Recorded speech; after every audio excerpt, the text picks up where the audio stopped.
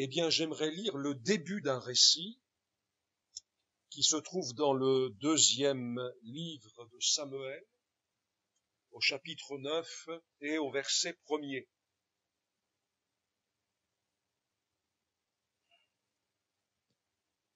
Deuxième livre de Samuel, chapitre 9, verset 1er.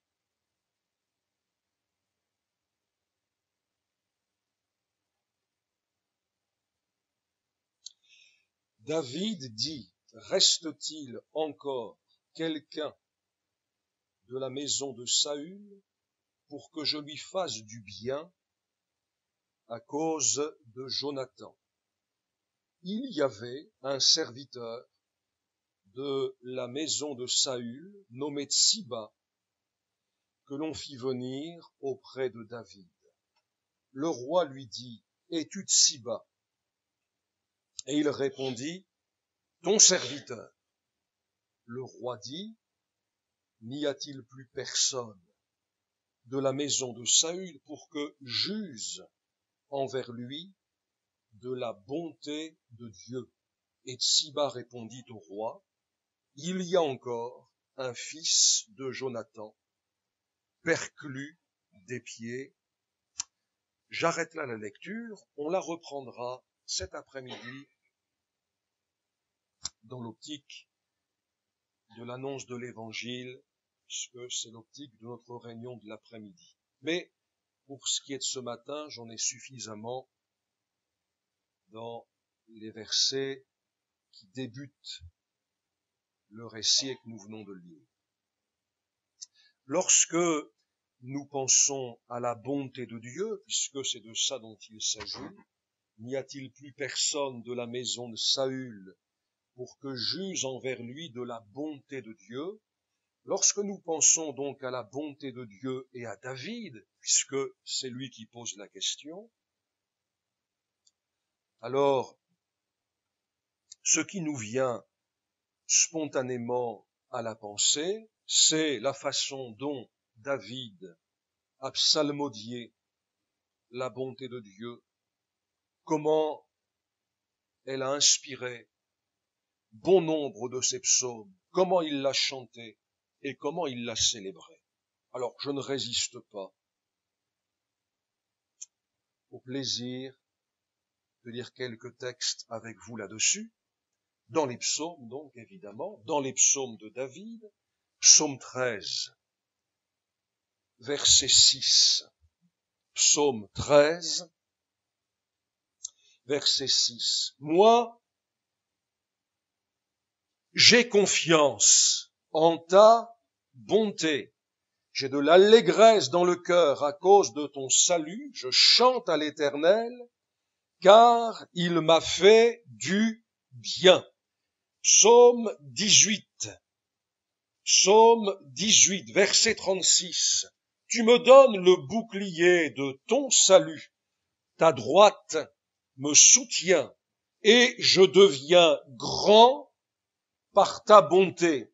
Quand on se souvient dans quelles circonstances ce psaume a été écrit, ou pour reprendre quelles circonstances ce psaume a été écrit, verset 1er, deuxième partie, lorsque l'Éternel l'eut délivré de la main de tous ses ennemis et de la main de Saül. Donc, nous replaçons le verset 36 dans ce contexte-là, et nous comprenons ce que David veut dire lorsqu'il dit « Je deviens grand par ta bonté ».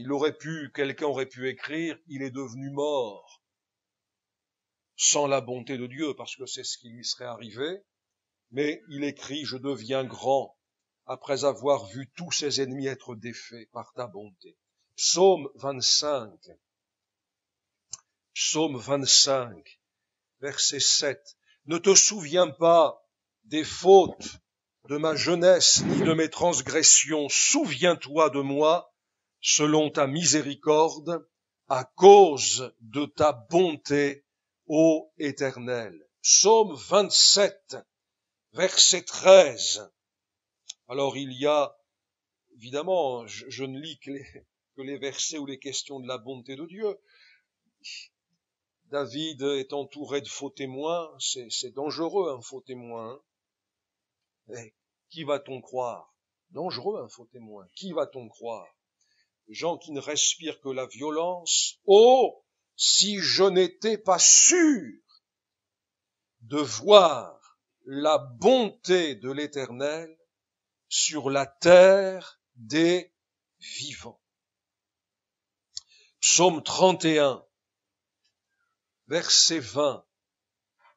Alors là aussi, il est question des lèvres menteuses qui parlent avec audace contre le juste, avec arrogance, avec dédain.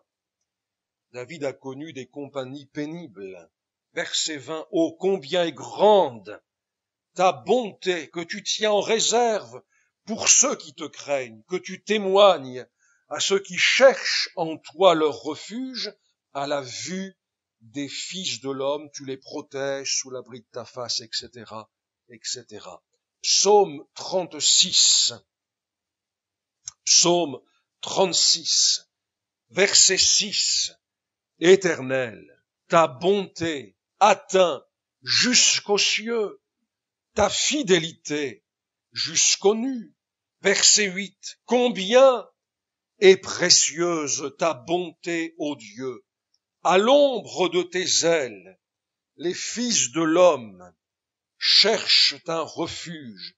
Verset 11. Étends ta bonté sur ceux qui te connaissent et ta justice sur ceux dont le cœur est droit. Psaume 40, verset 12. Psaume 40, verset 12. Toi, Éternel, tu ne me refuseras pas tes compassions.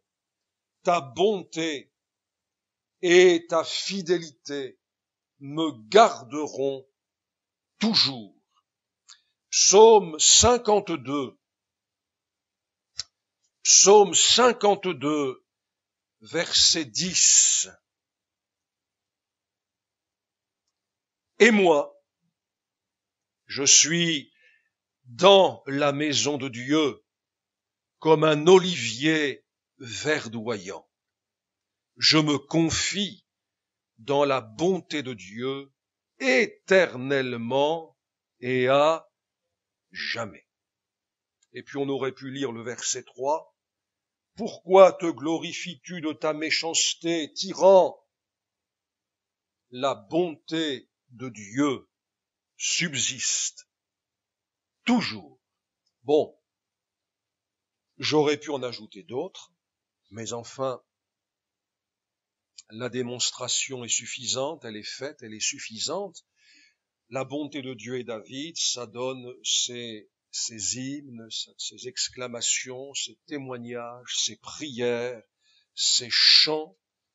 Elle est cette bonté qui inclut l'amour, la bienveillance, la miséricorde, la grâce, est bel et bien présente et fortement présente dans l'existence de David. Si vous revenez sur ces psaumes, vous verrez que la plupart d'entre eux, oui, ceux-là même qui célèbrent la bonté de Dieu, n'ont pas été écrits par une mer d'huile et un léger souffle, juste ce qu'il faut pour que le bateau avance, mais par un temps tempétueux, avec une mer bien formée, avec des ouragans, avec des épreuves, avec des peurs, avec des craintes, avec des adversaires mauvais, vraiment mauvais. Et donc, la bonté de Dieu et David, on pense évidemment tout de suite à ça. Et pourtant, bien qu'étant un témoin de première main de la bonté de Dieu, eu égard aux circonstances qu'il a traversées et dans lesquelles il a vu cette bonté de Dieu de telle sorte que il a pu, inspiré par l'Esprit, mais témoigner de ce qu'il avait lui-même vécu, et pourtant, et bien que ces lectures nous fassent chaud au cœur et alimentent une flamme divine en nous, et pourtant, David est loin ça me fait presque bizarre d'employer ce mot-là, mais je pense que c'est le mot qu'il faut employer, il est encore loin, même lorsqu'il témoigne véridiquement de ce qu'est la bonté de Dieu pour lui, il est encore loin de la manifestation suprême de cette bonté, telle que Paul l'entrevoit, la voit et la cite, par exemple, en Éphésiens 2, lorsqu'il parle de l'infinie richesse de la grâce de Dieu par sa bonté envers nous en Jésus-Christ. Sa bonté envers nous en Jésus-Christ. Et entre David et nous, il y a toute la différence qui existe entre quelqu'un qui a vécu dans l'ancienne alliance et quelqu'un qui vit dans la nouvelle alliance en Jésus. La bonté de Dieu envers nous en Jésus-Christ. David ne la connaissait pas. Celle-là, et pour cause. Il l'a annoncé sans peut-être être pleinement toujours conscient. Il l'a annoncé par quelques-uns de ses psaumes qui sont considérés comme des psaumes messianiques, c'est-à-dire qu'ils annonçaient le Messie à venir, mais ça n'a pas été plus loin pour ce qui le concerne, mais pour nous. La bonté de Dieu envers nous en Jésus-Christ. Il n'y a pas plus grande manifestation de la bonté de Dieu, c'est-à-dire de son amour, de sa bienveillance, de sa miséricorde, de sa grâce, que celle qui a été manifestée en Jésus-Christ. À Tite, Paul écrit, lorsque la bonté de Dieu, notre Sauveur, et son amour pour les hommes ont été manifestés. À quoi donc Paul peut-il bien penser lorsqu'il évoque Dieu notre Sauveur, la bonté de Dieu notre Sauveur, son amour, qui sont manifestés? À quoi peut-il bien penser, sinon à la venue sur la terre et au ministère béni de Jésus, notre Dieu Sauveur?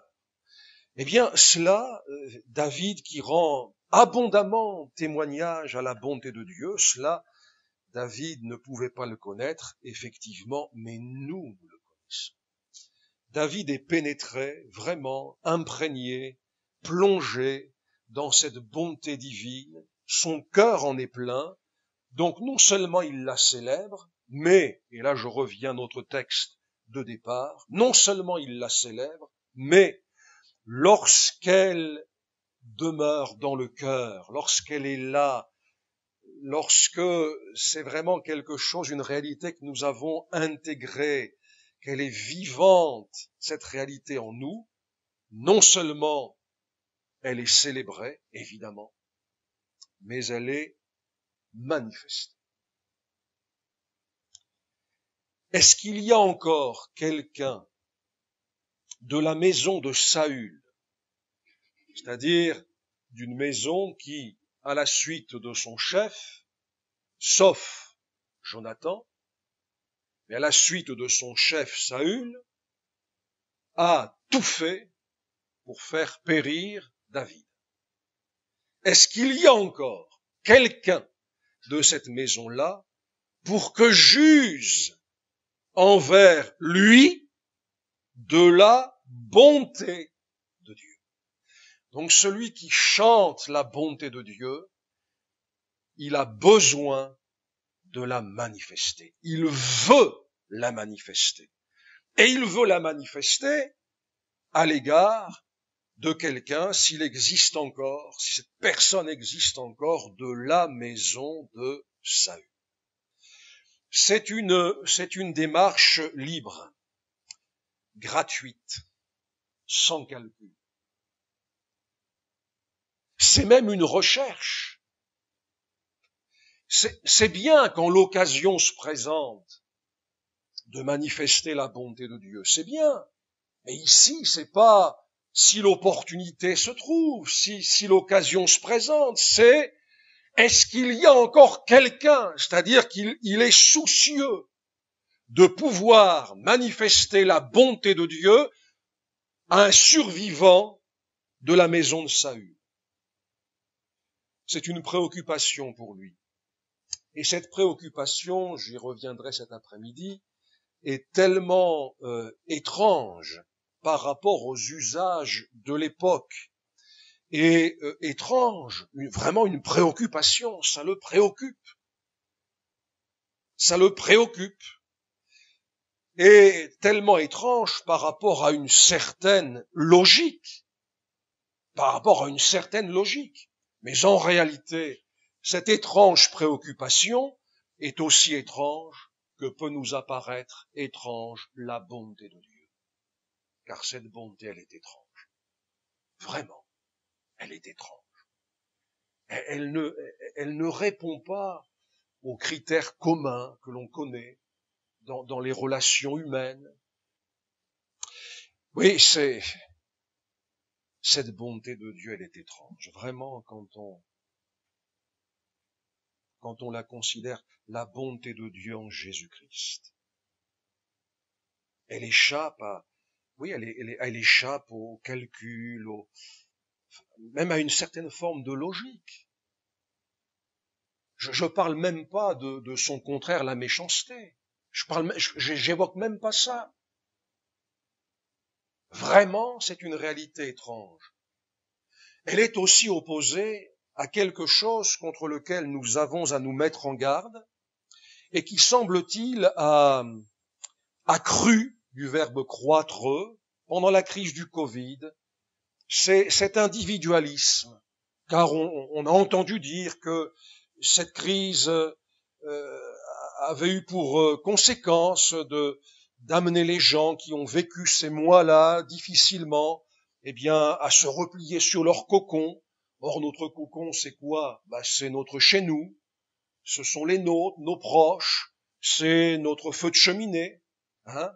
C'est un beau cocon, non? Vous trouvez pas? C'est notre feu de cheminée, c'est notre salon, c'est notre nid douillet, celui qu'on a organisé à notre main, celui qu'on a orné peut-être, etc. Or, si j'ai bien compris le Nouveau Testament,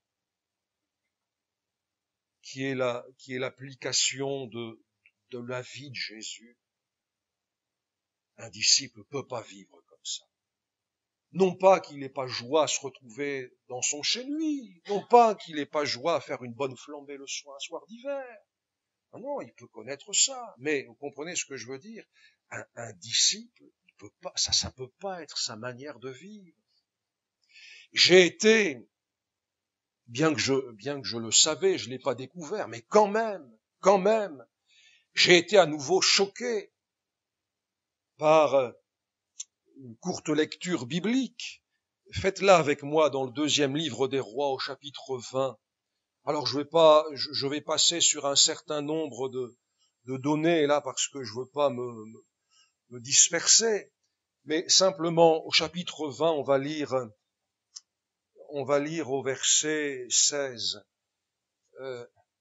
Ésaïe dit à Ézéchias, donc Ézéchias est un roi de Juda, écoute la parole de l'Éternel. Voici, les temps viendront où l'on emportera à Babylone tout ce qui est dans ta maison, ce que tes pères ont amassé jusqu'à ce jour. Il n'en restera rien, dit l'Éternel.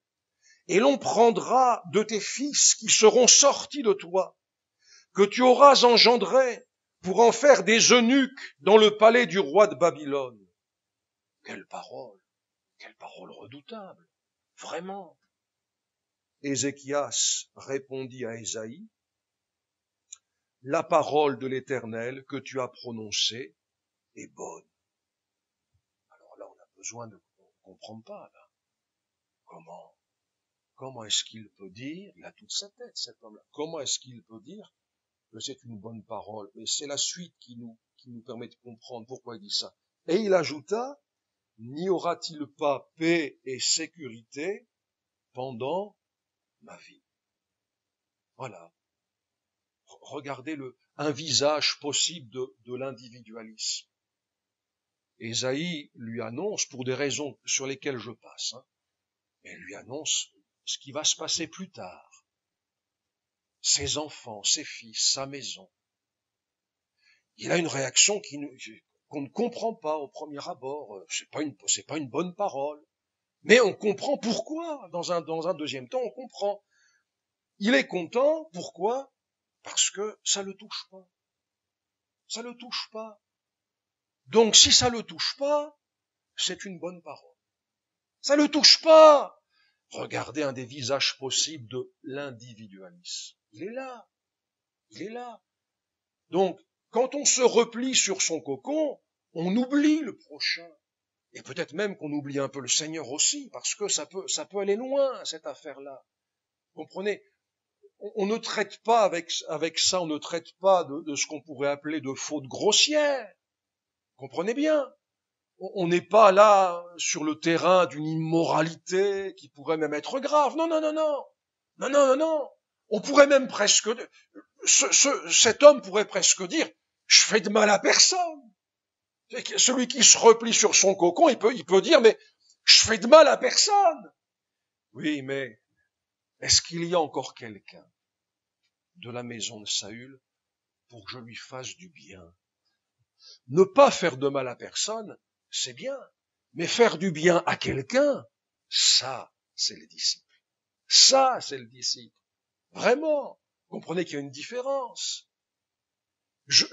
S'il existe un descendant de Saül, je veux lui manifester la bonté de Dieu. C'est autre chose que je ne fais de mal à personne. Comprenez, il y a une grande différence. Et voyez-vous,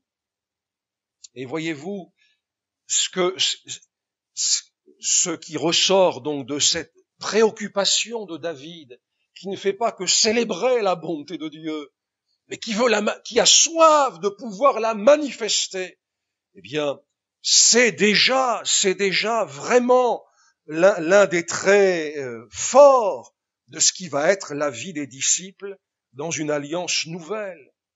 Je vous l'ai déjà fait remarquer un petit peu en passant, parce que ça fait aussi partie des textes quand vraiment on s'y arrête et qu'on commence à prendre le temps de réfléchir par rapport à ce que ça pourrait signifier pour moi, pour nous, que chacun de vous, au lieu de considérer ses propres intérêts, ça, c'est la manière de vivre habituelle. C'est la manière de vivre habituelle. Si c'est mon intérêt, je le fais. Si ça n'est pas mon intérêt, je le fais pas. C'est la manière de vivre habituelle. Puis-je vous dire que l'enfer sera rempli de gens qui auront vécu comme ça? Je peux vous dire ça? Mais oui, mais oui.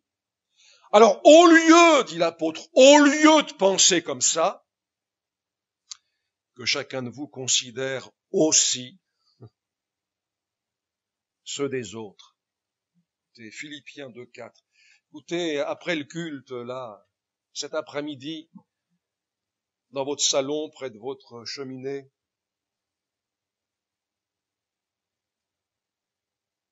très d'humour. Mais relisez Philippiens 2,4.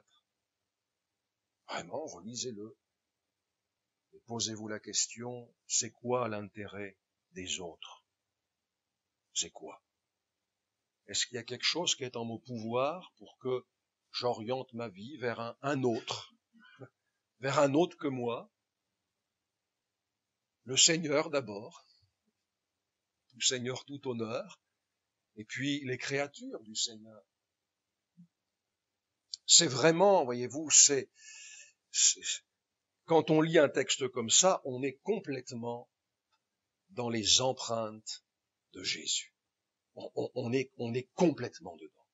Cette orientation nouvelle, c'est l'orientation de la nouvelle nature. La nature ancienne ne veut pas de ça. Elle ne peut pas et elle ne veut pas.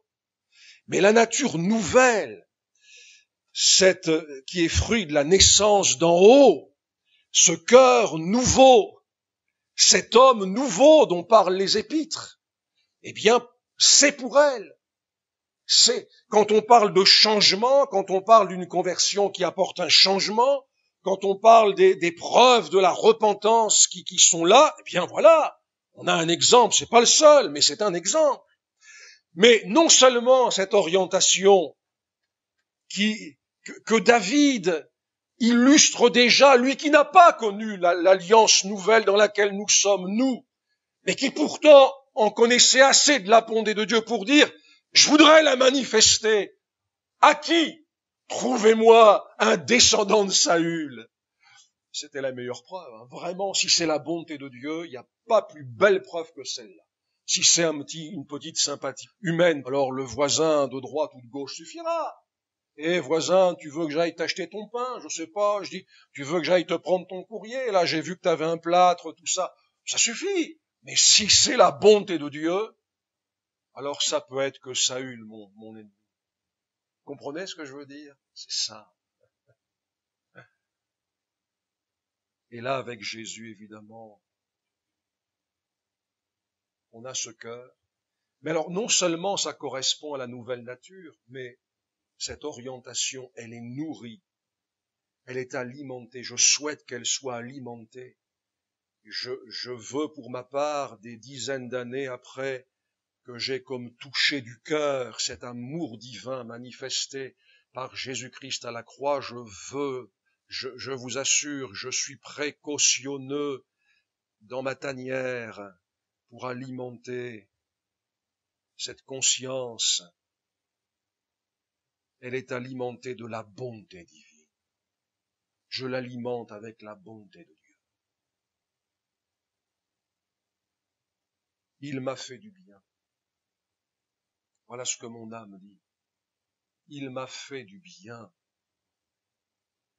Mon âme dit, nous avons connu l'amour en ce que il a donné sa vie pour nous.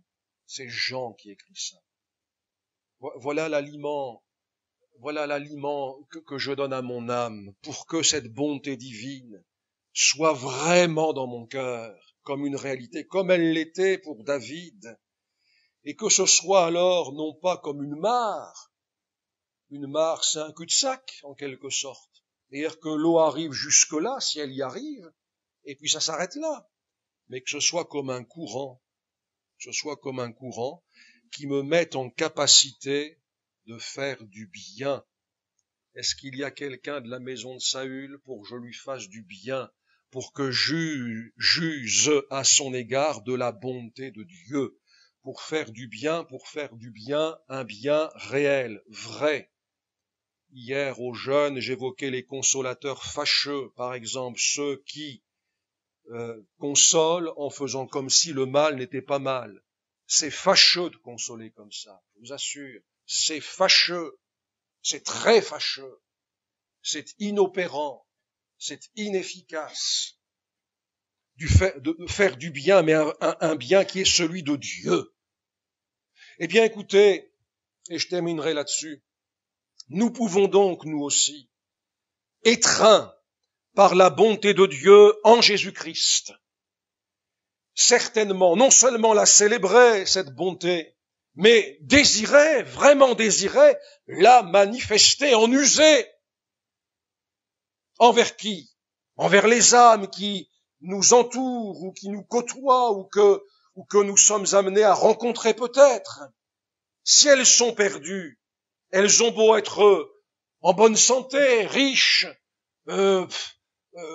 avoir tous les avantages qu'on peut leur souhaiter, si elles sont perdues, elles sont en danger, n'est-ce pas? Eh bien, pourquoi ne pas user de bonté, de la bonté de Dieu envers ces âmes-là? Nous allons apprendre à user de la bonté de Dieu à l'égard de notre conjoint. De la femme vertueuse de Proverbe 31, il est écrit, elle fait du bien à son mari, et non du mal, tous les jours de sa vie. Elle lui fait du bien, et non du mal, tous les jours de sa vie. Et comme ça doit être mutuel, évidemment, on ne peut pas concevoir autre chose que ça. Aux époux, je dis ce que la Bible dit, Marie, que chacun aime sa femme comme Christ a aimé l'Église. Et je dis encore aux maris qui sont là devant moi, Marie, honorez votre femme, comme devant aussi hériter avec vous de la grâce de la vie. 1 Pierre 3, 7. Voilà, c'est user de la bonté de Dieu envers le prochain. Nous allons user de cette bonté pour faire du bien à nos enfants, prenant grand soin d'utiliser l'autorité déléguée que le Seigneur nous a confiée, ce qui n'est pas peu de choses, Le Seigneur, qui est l'autorité suprême, les questions de l'autorité de son Christ dans les Écritures,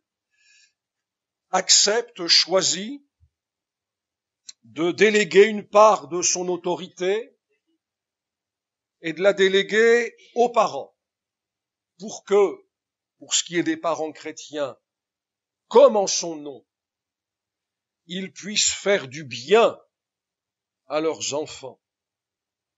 Mais faire du bien, ça va au-delà d'un certain nombre de choses qui provoqueront leur risette, mais dont on ne pourrait pas dire forcément que ça leur fait du bien. Eh bien, nous userons de la bonté de Dieu, non pas pour les suivre dans leur voie de perdition, si le cas se présente, mais pour, au contraire, être là dans le témoignage de ceux qui ne pactisent pas avec la perdition, le monde, le diable, qui sont certains des voies de Dieu et qui veulent y demeurer déjà et s'efforcer pour autant que cela soit en leur pouvoir, non seulement d'y demeurer, mais d'y attirer ceux qui gravitent dans notre cercle proche. Pourquoi ne pas user de bonté à l'égard de l'Église? Et si la préoccupation de David pour un éventuel descendant de Saül pouvait être transposée dans nos cœurs et qu'on retrouve cette préoccupation pour l'Église de Jésus-Christ, c'est-à-dire d'en rechercher le bénéfice, de vouloir participer à ce qui représente pour elle un avantage, de modestement, sans jamais en tirer gloire, mais de désirer, parce que c'est l'empreinte de Jésus, être un plus pour l'Église de Jésus-Christ, de penser à ce qui peut édifier l'Église, dont on a vu en étudiant 1 Corinthiens 12, 13 et 14 dans nos réunions du jeudi soir, que ce grand thème de l'édification de l'Église revenait si souvent, même en rapport avec l'exercice des dons spirituels. Recherchons, je vous parle d'être préoccupé par quelque chose, je vous parle pas simplement de l'occasion qui passe, ça peut être ça, mais une préoccupation, recherchons ce qui contribue à la paix et à l'édification mutuelle. Eh bien, écoutez, je vais m'arrêter là sur ceux à l'égard desquels on pourrait vouloir user de la bonté de Dieu en même temps qu'on la célébrerait de tout notre cœur, mais voyez quel beau champ d'action le Seigneur met devant chacun d'entre nous.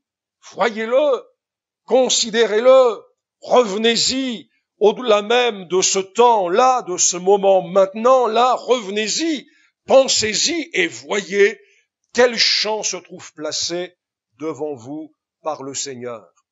Allez avec moi pour conclure dans Éphésiens au chapitre 5. Éphésiens au chapitre 5 et au verset 9. Paul vient d'écrire qu'autrefois nous étions comme les Éphésiens ténèbres, que maintenant nous sommes lumière dans le Seigneur, que donc logiquement c'est comme des enfants de lumière qu'il nous faut marcher, qu'il nous faut vivre, qu'il nous faut nous comporter, Et il ajoute au verset 9, car le fruit de la lumière consiste en toutes sortes de bonté, de justice et de vérité.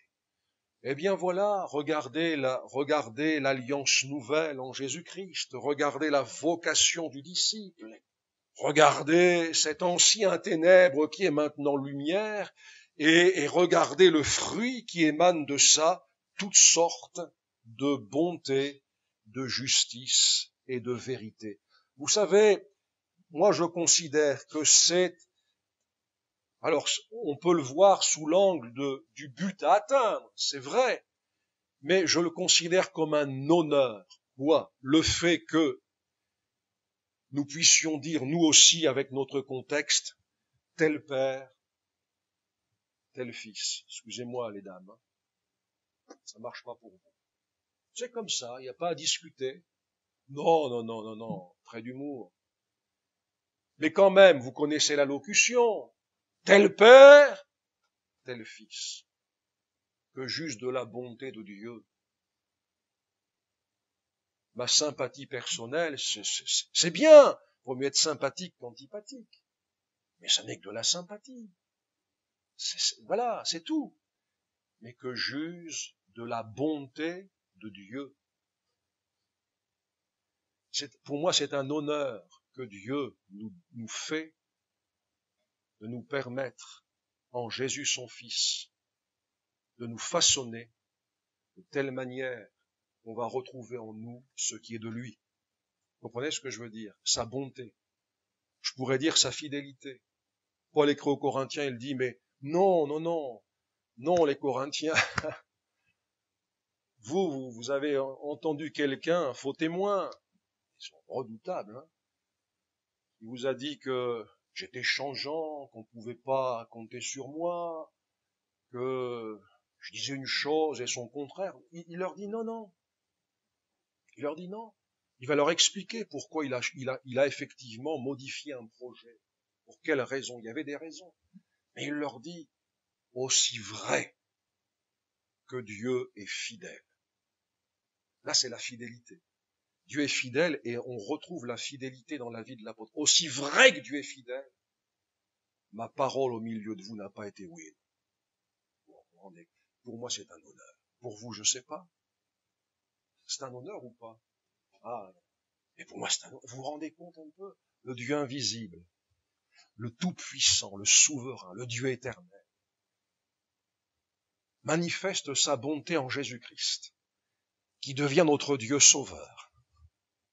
Et puis là, il nous façonne.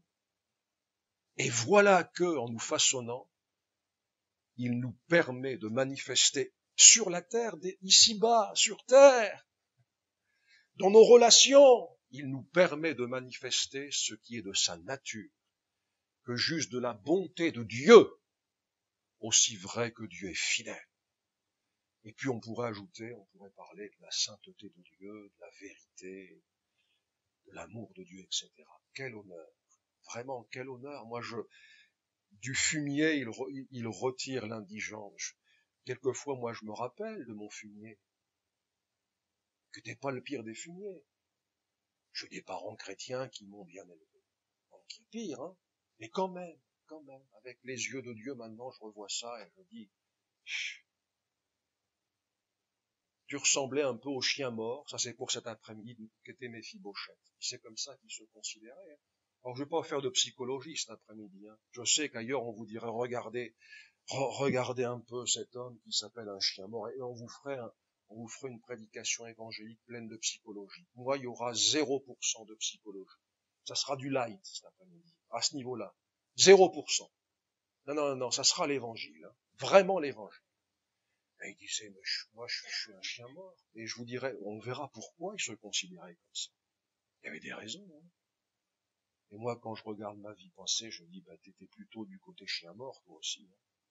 Mais regardez un peu, regardez pour revenir, l'honneur que Dieu nous fait, nous sauve d'abord, parce que tout est là, hein, évidemment, d'abord. Puis ensuite, il nous pétrit, nous façonne, à la mesure de ce que nous voulons. Évidemment, parce qu'il ne le fait pas contre nous. Mais si on se laisse faire, si on se laisse faire, regardez, on va retrouver en nous des traits de la nature de Dieu, comme David. Trouvez-moi, cherchez, renseignez-vous et trouvez, s'il existe, trouvez-le, un descendant de Saül. Et je vais user à son égard de la bonté de Dieu. Alléluia, béni soit le Seigneur, amen. Ah, quelle joie, Seigneur, dans mon cœur de partager ce trésor de ta parole. Ces perles, Seigneur, c'est ces choses de valeur qui ont la capacité de nous élever pour marcher avec toi de mieux en mieux, de nous élever également en ta présence, car tu veux nous attirer encore à toi ce matin, Seigneur. Oh, béni sois-tu, Seigneur. Nous allons te louer pendant quelques instants autour de la scène pour ton grand amour, pour la bonté de Dieu en Jésus-Christ. Rends-la aussi présente que tu peux le faire, Seigneur, dans nos cœurs. Vraiment, Seigneur, vraiment, Seigneur, que pour nous ta bonté puisse valoir mieux que la vie même. Et puis, Seigneur, permets-nous, puisque c'est à ça que tu nous appelles, Seigneur, permets-nous, Seigneur, puisque tu nous as fait du bien, d'être comme des canaux, Seigneur, que ça passe, Seigneur, que ça arrive à nous, et que ça passe, Seigneur, et que ça continue. Vraiment, Seigneur, vraiment. Béni soit ton nom, Seigneur. Nous te célébrons pour cette grâce, cette bienveillance, cet amour. Et nous voulons que ça porte des fruits qui t'honorent encore, Seigneur. Béni soit ton nom. Amen.